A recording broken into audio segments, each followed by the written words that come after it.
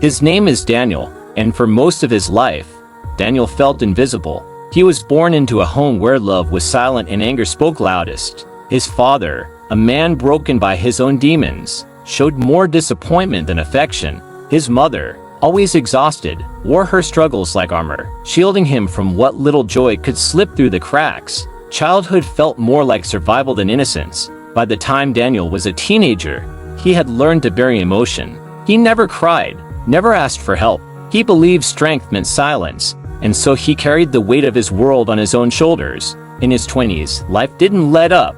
He bounced from job to job, always one step behind rent, one step ahead of burnout. Friends came and went, relationships crumbled. He smiled in public but battled anxiety in private.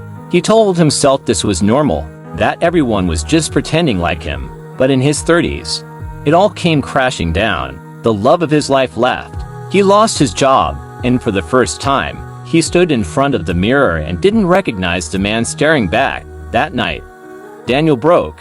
But sometimes you have to break before you can rebuild. It started small. He picked up a pen and began journaling. At first, it felt pointless, but word by word, his story spilled out. It didn't make him whole, but it made him honest. He started walking each morning, not to get fit, but to feel his feet on the ground. He began reading books that made him think, not just escape.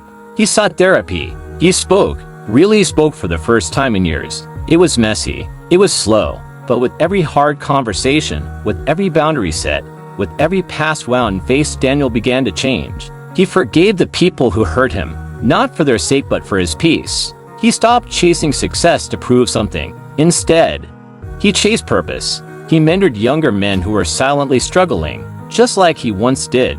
And now Daniel isn't perfect. He still has bad days. He still feels fear, but he's not hiding anymore. He lives with honesty, with kindness, with grace for himself and others. He's not just surviving, he's living. And more importantly, he's sharing his story because of someone, somewhere, hears it and finds hope in their own darkness. And every scar, every tear, every sleepless night was worth it.